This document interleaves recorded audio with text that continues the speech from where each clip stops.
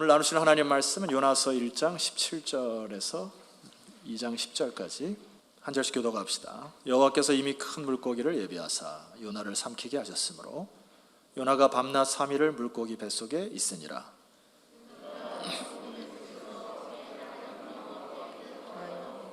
이르되 내가 받는 고난으로 말미암아 여호와께 불러 아뢰었더니 주께서 내게 대답하셨고 내가 수월의 뱃속에서 부르짖었더니 주께서 내 음성을 들으셨나이다. 주께서 나를 깊음 속 바다 가운데에 던지셨으므로 큰 물이 나를 둘렀고 주의 파도와 큰 물결이 다 내 위에 넘쳤나이다. 내가 말하기를 내가 주의 목전에서 쫓겨났을지라도 다시 주의 성전을 바라보겠다 하였나이다. 물이 나를 영혼까지 둘러싸우며 깊음이 나를 에워싸고 바다풀이 내 머리를 감쌌나이다. 내가 산의 뿌리까지 내려갔사오며 땅이 그 빗장으로 나를 오래도록 막았사오나 나의 하나님 여호와여 주께서 내 생명을 구덩이에서 건지셨나이다.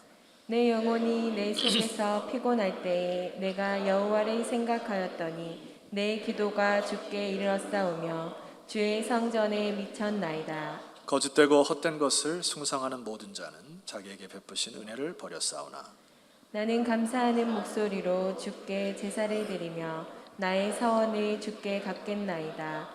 구원은 여호와께 속하였나이다 하니라. 다 같이요. 여호와께서 그 물고기에게 말씀하시매 요나를 육지에 토하니라. 아멘. 여러분, 저는 여러분들이 참 행복하게 살았으면 좋겠어요. 그리고 하나님도 여러분들이 행복하게 살기를 원하실 것입니다. 성경의 구구절절 내용이 바로 그러한 내용이고요. 요나서를 묵상하면 묵상할수록 하나님이 우리를 향한 그 행복이 무엇인가를 가르쳐주는 책이다, 저는 그렇게 생각해요.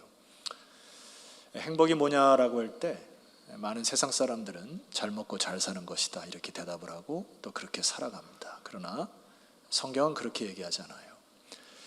수많은 우리 그리스도인들 또 앞선 선배들의 이야기를 들어보면은 이 땅에서 잘 먹고 잘 사는 것, 그것이 행복이라 얘기하지 않습니다. 여러분 자꾸 오해하시거나 잘못 이해하시면 곤란합니다. 우리 신앙의 선배 중에 한 분인 스위스의 사상가인 칼 힐티라는 분이 계세요. 참 유명하신 분인데 이분이 행복이라는 걸 이렇게 한번 정의를 해봅니다. 인생 최고의 날은 자기 인생의 사명을 자각하는 날이다. 하나님이 나를 이 목적에 쓰겠다고 작정한 그 목적을 깨닫는 것이다 라고 정의를 했습니다. 결론으로 말하자면 우리 인생의 최대 행복은 사명대로 살아가는 것, 각자에게 분복대로 그 분복을 깨닫고 사는 것, 그리고 몫을 깨닫고 그것을 순응하는 것, 내가 살아가야 할 이유를 깨닫는 것, 이게 행복 아니에요? 그러니까 자기 뜻대로 사는 게 아니라 성경의 내용은 뭡니까? 창조주 하나님이 여러분에게 각자에게 주신 사명이 있고 뜻이 있는데 그것을 깨닫고 그분 뜻대로 살아가는 것, 이게 이제 행복이에요. 동의해야만 제가 설교를 계속 하랍니다. 동의하시죠?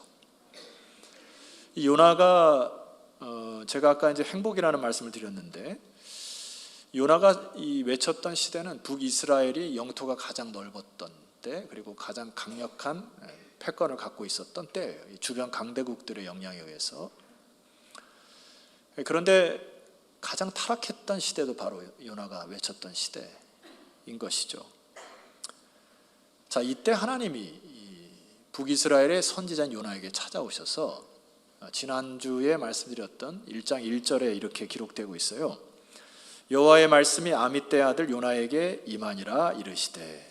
자, 지금 하나님께서 요나에게 부르심, 사명을 허락하십니다. 자, 이것은 행복의 시작이죠.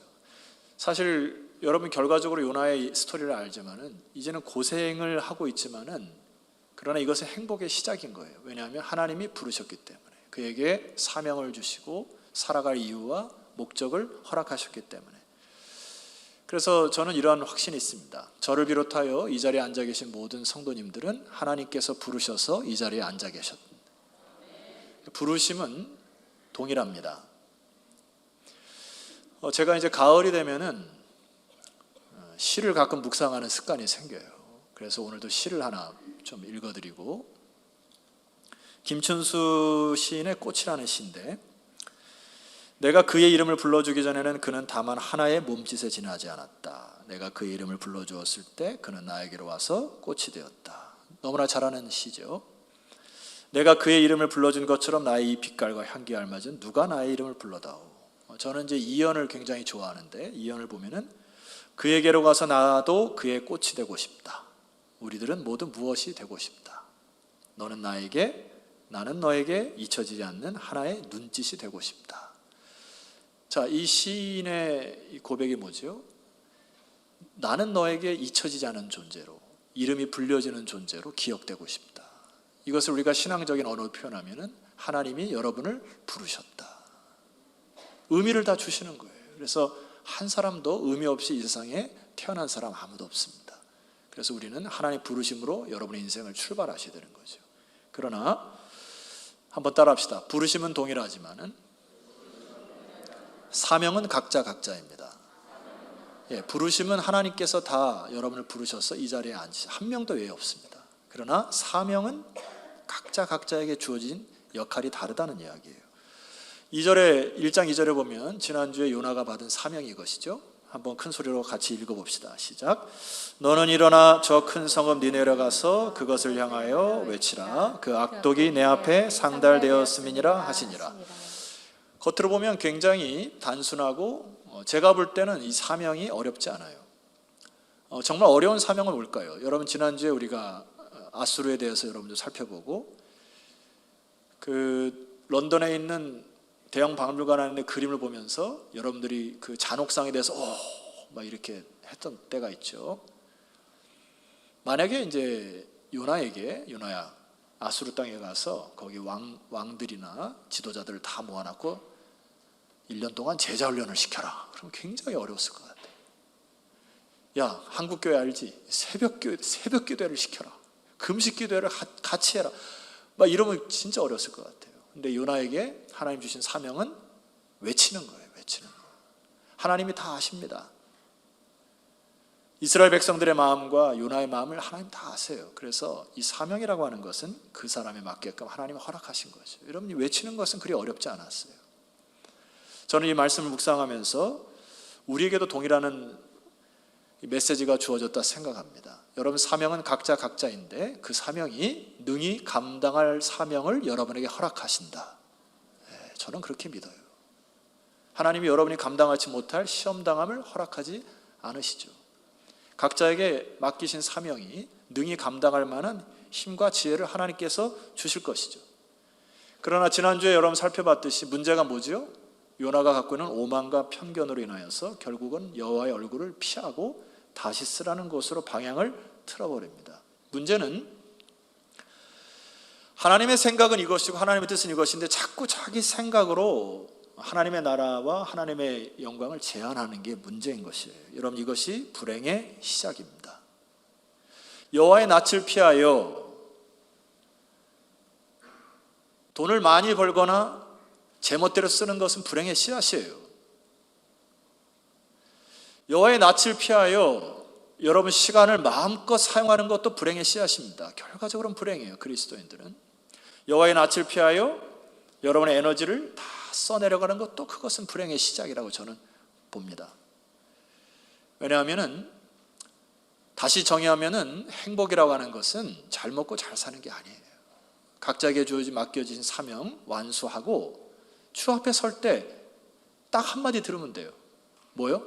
잘했다, 착하고 충성된 종아. 여러분 이 주님 품에 안기는 그 영광의 날 기다려지지 않습니까? 그래서 여러분 하나님이 요나가 여호와의 낯을 피하여 갈 때 하나님이 개입하신단 말입니다. 개입하시는데 1장 4절 말씀 보시게 되면은 여호와께서 큰 바람을 바다 위에 내리셨고 바다 가운데 큰 폭풍이 일어나 배가 거의 깨지게 된지라. 제가 여기 설교 본문에는 배가의 옆에다가 내가를 썼어요. 내가. 여호와께서 큰 바람을 바다에 내리심에 바다 가운데 큰 폭풍이 일어나 내가 거의 깨지게 된지라. 저는 이 4절을 지난주에 말씀드렸듯이 이것을 은혜라 말씀드렸어요. 하나님이 그 길을 막으신 거예요.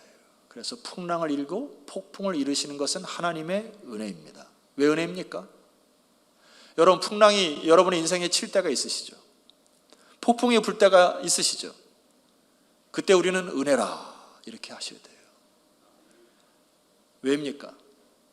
하나님 막지 않으셨으면은 요나는 다시스로 가서 저 푸른 초원 위에 그림 같은 집을 짓고 사랑하는 토끼 같은 아내와 쥐와 같은 자식들 그냥 일반적인 삶을,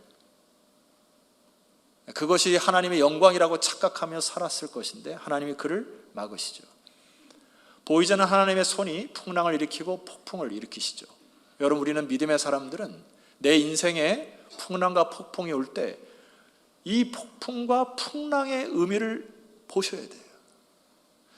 그 가운데 하나님의 손길, 보이지 않는 손길이 뭔지를 보셔야 됩니다. 아직까지 요나는 그 풍랑과 폭풍의 의미를 모르고 이 사람이 지난주에 말씀드렸던 것처럼 배 깊숙한 곳에 가서 누워 자지요. 자, 겉으로 볼 때는 요나는 굉장히 평안한 잠을 자고 있습니다만은 이것은 위장된 평안이고 거짓된 평안입니다. 사명을 망각한 육신의 잠을 자는 것입니다. 여러분, 여기도 보세요. 다른 사람은 막 두려워 떨고 있는데 요나는 배 밑에서 편안한 잠을 자고 있는데 이게 행복입니까? 착각해요, 사람들은. 다른 사람과 달리 내가 잘 먹고 내가 잘 살고 나만 잠자면 잘 된다고 생각하고 그것이 행복이라 착각합니다. 하나님은 그렇게 하나님 백성 나누지 않아요. 그래서 하나님이 개입하시죠. 그렇게 잠자는, 육신적인 잠자는, 사망을 망각하고 자기 멋대로 사는 이 요나를 가만히 두시는 하나님이 아니십니다. 그래서 풍랑과 폭풍을 일으키신 것을 우리는 은혜라 하는 거죠. 배 안에 갇혀있는 사람들이 도대체 이 폭풍의 원인을 찾고자 제비를 뽑았는데 말입니다. 하필 또 요나가 뽑히는 거예요. 이게 여러분 우연입니까? 아니죠. 삶의 모든 역사들은 하나님의 주관과 섭리 가운데 하나님께서 이끄시는 섭리임을 믿으셔야 합니다. 자, 그런데 제가 이제 여러분에게 첫 번째 강조하는 메시지가 하나가 있어요. 1장 8절을 보시게 되면은, 자, 무리가 이제 요나에게 말하는데 저는 이것이 이 무리를 통한 하나님께서 그에게 말씀하고자 하는 메시지가 담겨 있다고 보는 겁니다. 자, 8절을 한번 읽어볼까요? 시작. 무리가 그에게 이르되 청하건대 이 재앙이 누구 때문에 우리에게 임하였는가 말하라. 내 생업이 무엇이며 내가 어디서 왔으며 내 나라가 어디며 어느 민족에 속하였느냐. 이 질문이 굉장히 존재론적 질문이죠. 이것은 오늘날 우리들에게 던지는 질문과 똑같습니다. 도대체 너 여기에 왜 왔니? 이거거든요. 서울반석회 성도들에게도 동일한 질문이에요. 내가 이 자리에 왜 앉아 있는가? 나는 무엇을 위해서 살아가야 되는가? 내가 벌어들인 돈을 어디에 써야 되는가? 앞으로 어디로 가야 되는가? 이 어려움 속에서 나의 위치는 어디인가? 과연 이 길 끝에 주님이 계신가? 이 존재론적 질문을 받은 겁니다. 저는 개인적으로 제가 사실 이제 설교를 준비할 때 많은 주석들과 또 주변에 있는 목사님들 설교를 한번 들어봅니다. 이게 설교가 내 방향에 맞나? 그러나 이걸 참고하기 위해서 많이 비교해 보는데 대다수 이 요나서 2장의 기도를 부정적으로 해석하는 분들이 많은데 저는 그렇지 않아요. 이 내용을 가만히 보면은 요나 안에 변화됨이 보이기 시작합니다. 이것을 저는 부흥이라고 표현하고 싶어요. 자, 8절에 이 질문을 받은 요나가 처음 대답하는 메시지가 9절입니다. 그가 대답하되 나는 히브리 사람이요 바다와 육지를 지으신 하늘의 하나님 여호와를 뭐하는 자로라? 경외하는 자로라 하고 깨닫기 시작해요. 아, 내가 그런 사람이었지. 내가 히브리 사람이었지. 하나님을 섬기는 민족의 사람이었지. 나는 여호와를 경외하는 자였지. 10절 말씀 보니까 자기가 여호와의 얼굴을 피함인 줄 그들에게 말하였으므로, 결과적으로 자기가 이 꼴이 된 이유도 풍랑과 폭풍이 몰아쳐서 배가 깨어지게 되는 이 순간도 아, 내가 여호와를 피하였음을 깨닫는 장면이 바로 이 장면입니다. 저는 이것을 요나의 부흥의 첫 불씨라 보는 거예요. 여러분, 부흥이라는 거 뭡니까? 제가 어렸을 때 심령부흥회 같은 데를 참여해 보면은 많은 사람들이 모여서 막 찬송하고 기도하고 그러면 그거를 이제 부흥했다 이렇게 봐요. 그건 부흥의 단면이에요. 물론 많이 모여서 하나님께 기도하고 찬송하면 좋지만은 우리가 그렇게 부흥회를 통해서 막 즐겁고 뭐 해서 그대로 끝나면 그것은 부흥이 아닙니다. 부흥의 어원을 쫓아가 보면은 라틴어에서 나온 그 영어 단어가 리바이벌이라는 단어예요. 리바이벌이라는 단어는 뭡니까? 다시 살아나는 겁니다. 왜 다시 어떻게 살아나요? 내가 죄인이었는데 죄인인 것을 깨닫고 뉘우치고 회개하고 다시 마음의 중심이 여호와께로 향하는 것을 회개요 뉘우침이라고 하는데, 그것을 부흥의 불씨라 저는 보는 겁니다. 요나는 자기의 인생에 있어서 자기가 자기 생각대로 살아왔다가 지금 물고기 뱃속에 들어간 상황 속에서 자기 인생의 자각을 통하여 하나님을 바라보는 부흥이 시작되고 있습니다. 한번 따라해 봅시다. 부흥은 변화입니다. 내면의 변화, 생각의 변화, 가치관의 변화. 그래서 이것이 나의 삶의 목적과 방향을 바꾸는, 그래서 성령을 통하여 내 마음의 중심이 바뀔 때 여러분의 돈을 사용하는 목적이 바뀌어요. 관계가 바뀌기 시작합니다. 인생의 목적이 바뀌어요. 요나는 이 2장의 이 고난을 통하여서 기도가 회복되고 그의 인생의 방향이 바뀌어 행복한 자로 인생을 마감했다 저는 확신합니다. 자, 비로소 요나는 더 깊은 바다 속에 빠지죠. 여러분, 이 바다는 지중해 바다에 빠지게 됩니다. 자, 그런데 1장 17절 오늘 본문 말씀 함께 읽어봅시다. 시작. 여호와께서 이미 큰 물고기를 예비하사 요나를 삼키게 하셨으므로 요나가 밤낮 3일을 물고기 뱃속에 있으니라. 여호와께서 이미 큰 물고기를 예비하셔서 물고기가 요나를 삼키게 한 것도 은혜입니다. 아멘 하셔야 제가 설교 계속할 거예요. 많은 세상 사람들의 관심은 이 요나서를 보고서 과학적으로 믿지 못하겠다 얘기를 합니다. 문학적 표현으로 문학가들은 이것은 하나의 그때 당시의 문학적 형식이라서 요나가 사람이 어떻게 물고기 뱃속에 빠져서 죽지 않고 살아나느냐를 의심해요. 그래서 참 희한한 거는 제가 아는 그 유럽 학자 중에 하나, 저의 이제 지도 교수가 될 뻔했던 이분도 이 요나의 사건을 고고학적으로 인정하지 않아요. 고고학적 자료에 나타나지 않기 때문에 어떻게 사람이 요나의 말이 좀 꼬였네요. 사람이 물고기 뱃속에서 살아날 수 있는가? 과학적으로 믿기 어렵다 이 얘기를 해요. 참 우매한 것이죠. 여러분 요즘 컴퓨터 좀 하시죠. 집에 가셔서 아이들에게 부탁하시거나 여러분 직접 쳐보세요. 물고기 뱃속에서 살아난 사람 이렇게 치면 한 수십 명이 뜹니다. 여러분의 그 수고를 덜어드리기 위해서 제가 친절한 용석 씨가 두 가지 사건을 여러분에게 알려드릴게요. 실제로 일어났던 얘기인데 1891년 제임스 바틀리라고 하는 사람이 저 고래에 잡혀 먹었다가 15시간 만에 살아난 사건이 역사적 기록으로 뉴스에 나와 있습니다. 1891년에. 최근에 일어난 일은 2019년 레이너 쉼프라고 하는 사람이 남아프리카 공화국의 잠수부에, 저 사람이 잠수부인데 저 잠수부도 물고기 뱃속에 갇혔다가 살아나는 사건들이 뉴스에 보도되어 있어요. 집에 가서 찾아보세요. 여러분, 하나님의 말씀을 과학적으로 문학적으로 쪼개거나 제껴두는 것 우매한 것입니다. 어떻게 과학으로 하나님의 진리를 다 설명할 수 있어요? 천지 만물을 창조하신 하나님이 뱃속에 물속이 뱃속에 사람 하나 3일 동안 살렸다가 살아나지 못하게 합니까? 여러분, 관점은 그게 돼서는 안 되고, 왜 3일입니까? 성경 속에 왜 요나가 밤낮 3일 뱃속에 있게 하셨냐, 이게. 하나님께서 요나에게 이러한 고통을 왜 3일 동안 허락하셨냐, 그걸 보셔야죠. 자, 그때 당시 시대적인 배경으로는, 이때 당시에는 이제 수메르 문화에, 수메르 신화에 많은 사람들이 동화되어 있는 시대였습니다. 이 수메르 문화에 어떤 일이 있냐면은 지하세계로의 여행으로 걸리는 시간이 3일이라는 것이 기록되어 있대요. 저는 보지 못했습니다만 어떤 글을 통해서 봅니다.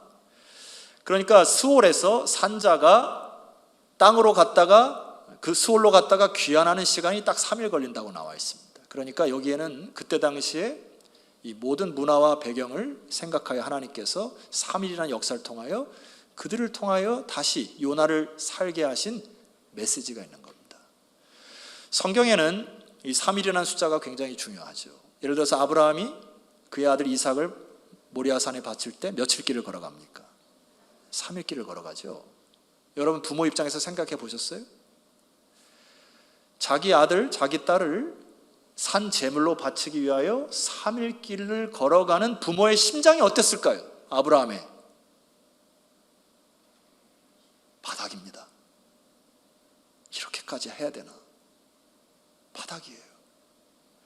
수월이라는 단어, 여기 물고기 뱃속이라고 하는 단어, 요나의 입장에서 보면은 인생의 바닥이에요.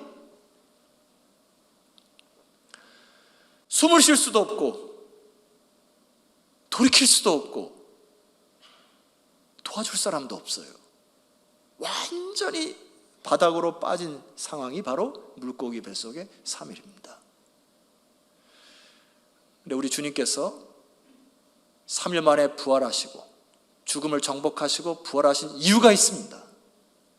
여러분, 우리 인생을 살아갈 때 바닥을 칠 때가 있습니까? 없습니까?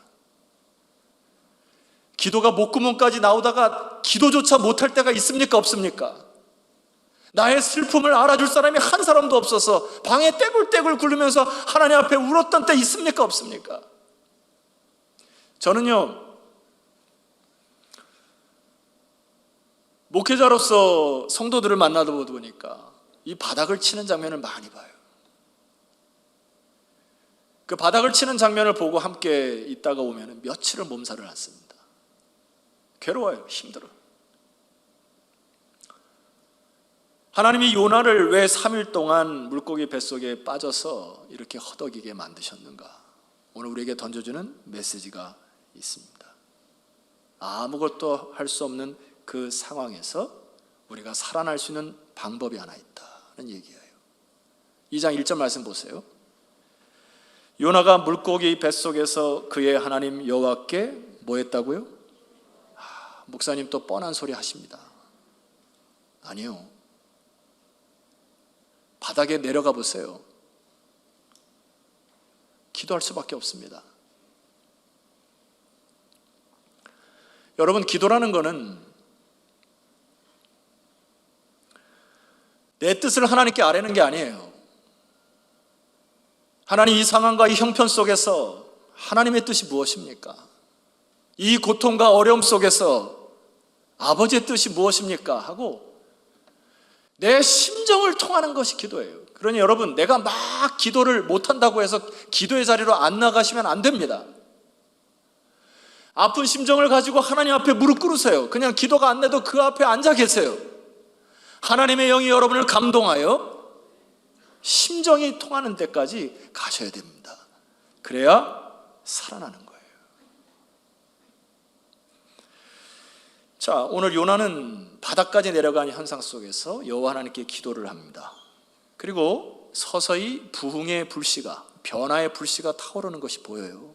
여러분, 저는 말씀을 준비하면서 이 요나의 주인공이 여러분이 되기를 기도했습니다.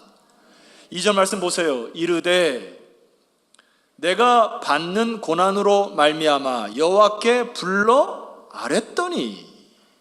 여러분, 이게 인간 아닙니까?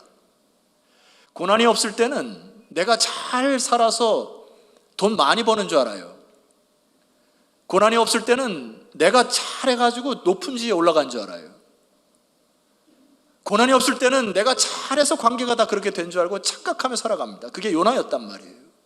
자기 생각대로, 자기 멋대로 살아갔는데, 하나님 없이도 살아갔는데 고난이 찾아오다 보니까 이제 여호와께 부르짖기 시작하였다.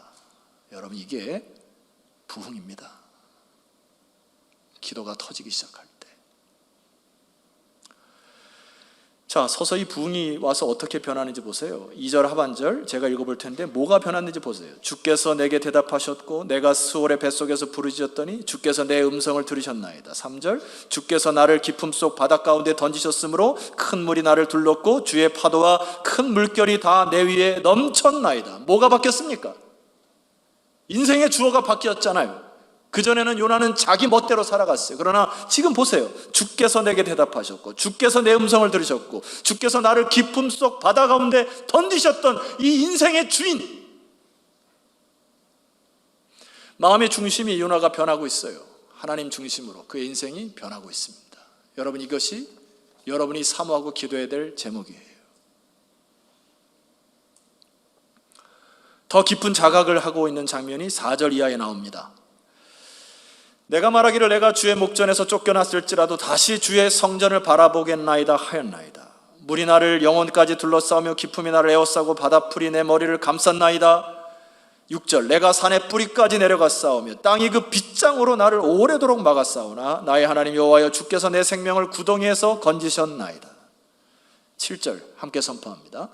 내 영혼이 내 속에서 피곤할 때에 내가 여호와를 생각하였더니 내 기도가 주께 이르렀사오며 주의 성전에 미쳤나이다. 내 영혼이 피곤할 때 내가 여호와를 생각하였더니 내 기도가 주께 아뢰어졌고 주님의 음성이, 주님의 뜻이 나에게 하달되어 심정이 통하였나이다. 이게 한나의 기도 아닙니까? 여러분 최근에 기도하실 때 하나님과 심정이 통한 기도 해보셨습니까? 기도 없이 모든 일을 할 수 있어요.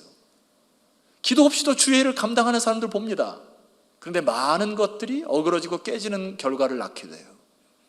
결과적으로 기도는 하나님과의 심정이 통하는 단계까지 나아가셔야 됩니다. 그래서 하나님께서 뭐라 말씀하셨는지, 이 일을 통하여 하나님의 뜻은 무엇인지 그것을 깨닫는 것이 부흥이에요. 여러분 부흥 사모하십시오. 한 가지 여러분 질문하고 설교를 계속 해볼까 합니다. 도대체 신앙의 성숙을 어떻게 판단할 수 있습니까? 우리 인간의 눈으로 볼 때는. 자, 저 사람이 참 신앙이 좋아. 저 사람은 참 신앙이 깊어. 아가페 찬양대 중에 야, 저 사람은 참 신앙이 좋아. 여러분 그것을 우리가 어떻게 알 수 있어요? 성경을 한번 봅시다. 히브리서 12장 14절 화면을 보세요. 모든 사람과 더불어 화평함과 거룩함을 따르라. 이것이 없이는 아무도 주를 보지 못하리라. 결과적으로 우리가 눈으로 확인할 수 있는 신앙의 깊음은 결과적으로 관계성입니다.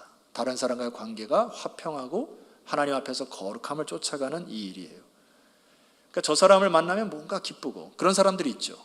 왠지 평안하고 더 말하고 싶고 어떤 사람 만났는데 빨리 집에 가고 싶고 여기 이 장소에서 벗어나고 싶고 만나면 뭔가 막 불편하고.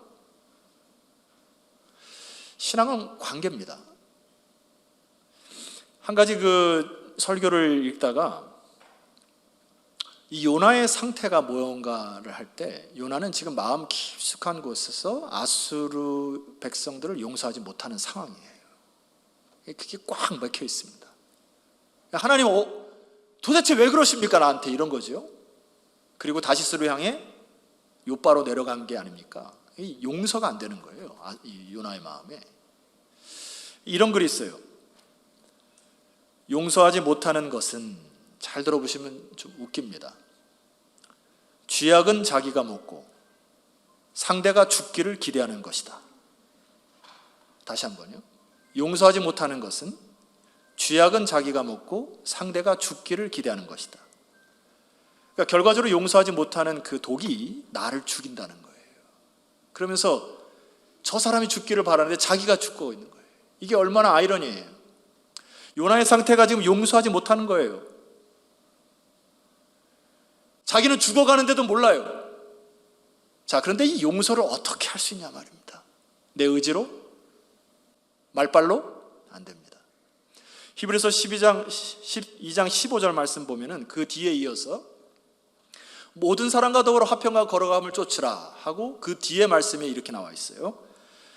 너희는 하나님의 은혜에 이르지 못하는 자가 없도록 하고. 이게 무슨 말이에요?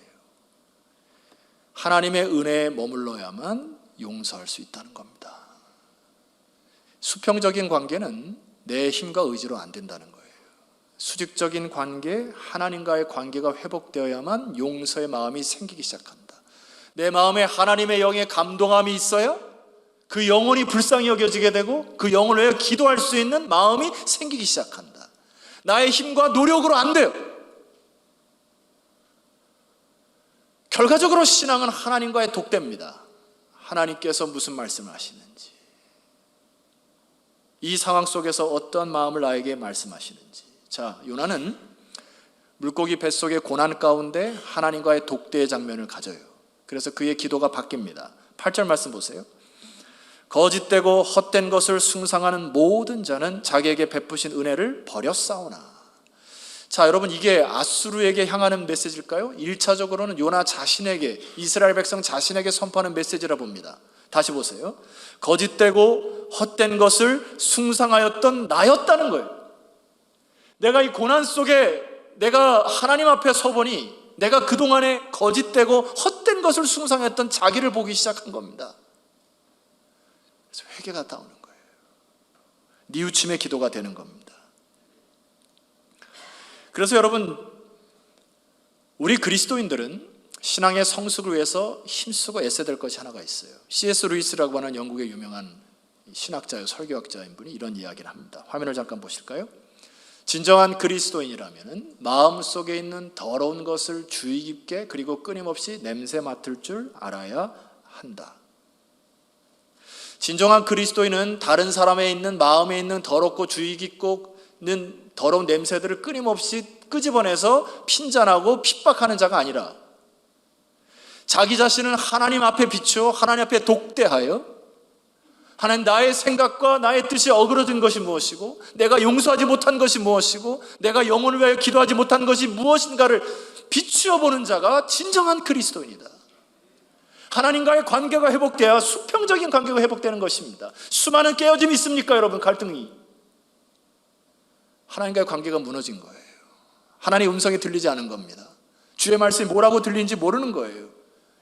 저는 개인적으로 또 강조합니다만은 이 요나의 2장의 기도는 불완전한 기도, 이거 어설픈 기도가 아니에요. 이거는 이 기도의 내용 가운데 그의 인생의 히스토리가 다시 써내려져 간다고 봅니다.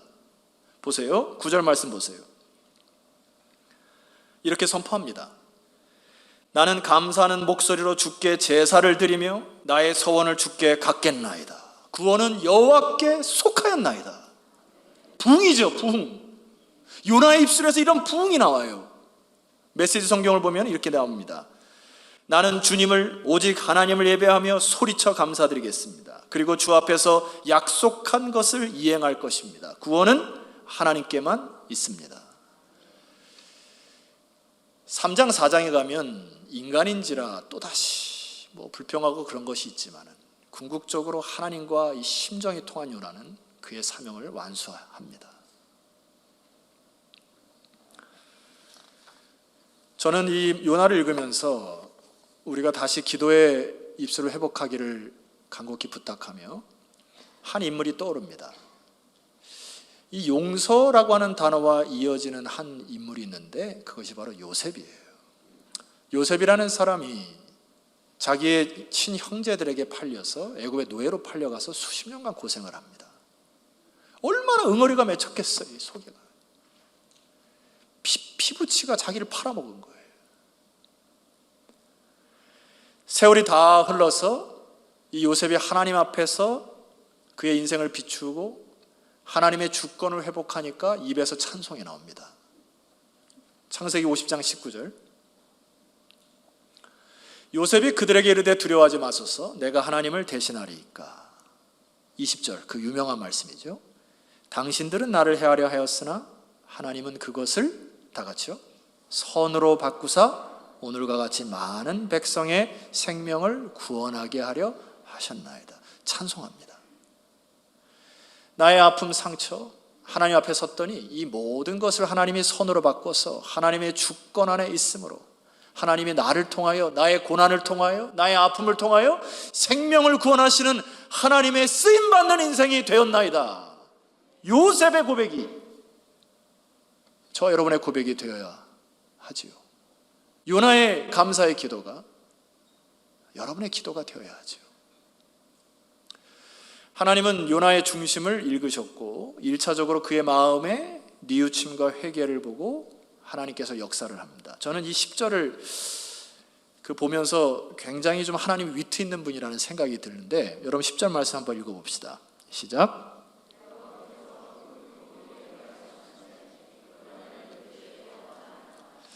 자, 하나님이 요나를 물고기 뱃속에 있는데 그의 심령의 변화가 이렇게 막 보여요. 불씨가 보입니다. 그래서 하나님이 이제 됐다. 이 정도면 됐어 해서 이제 4일 만에 물고기 뱃속에서 꺼내죠. 근데 여기 보세요. 여호와께서 그 물고기에게 말씀하셨다. 예? 야, 물고기야, 이제 그만 이제 이 소화시키고 이제 뱉어, 그런 거거든요. 근데 요나를 육지에 토했다 이렇게 됐어요. 바다에 토하면 이게 요나가 이게 뭐 수영 선수가 아니기 때문에 죽을 수 있기 때문에 아마 고래나 이 향유고래나 이 큰 고래가 가끔 바닷가에 이렇게 널브러져 있는 장면을 보셨을 것입니다. 하나님이 요나를 위해서 큰 물고기를 바닷가까지 이끄시고, 제가 왜 위트라고 생각하냐면은 이 도대체 여기 육지가 어디였을까? 주석을 제가 찾아보니까 정확히 말씀하는 데가 없어요. 고고학적 자료도 없고. 근데 저 개인적으로는 요빠 향해서 다시스 저 서쪽 끝으로 도망갔지 않습니까? 지중해를 타고 배를 타고 막 간 거잖아요. 이렇게 쭉 가는데 어느 순간 이제 삼켜가지고 지중해 바닷속에 물고기 뱃속에 사로잡혔다. 하나님이 야 어딜 가? 그래서 이 물고기 뱃속에서 하나님이 다시 역으로 니느웨 쪽으로 하나님이 이끄신 것 같다.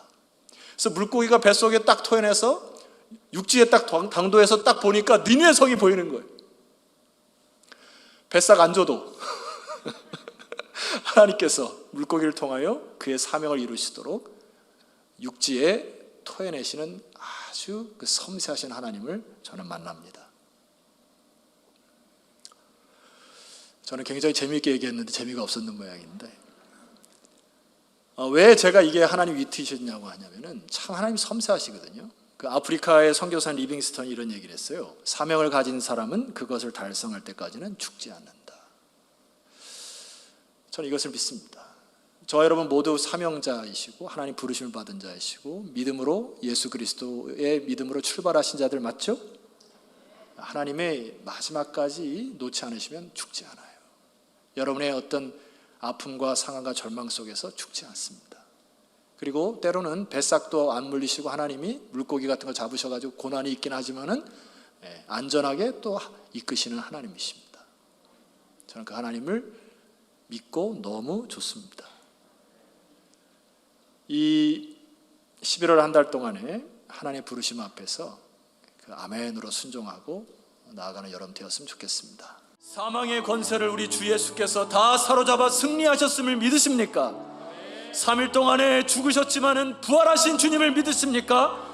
여러분의 절망과 여러분의 낙담과 바닥을 치는 상황 속에서도 우리 주님 외면하지 아니하시고 여러분을 끝까지 붙드실 것입니다. 여호와께 기도하는 요나의 입술이 여러분 안에 회복되기를 주의 이름으로 축원합니다. 우리 시간에 간절히 기도할 때 주여 나의 영혼이 부흥하게 하여 주시옵소서, 나의 중심이 바뀌고 변화하게 하여 주시옵소서. 함께 합심하여 기도하며 나아갑니다. 기도합시다.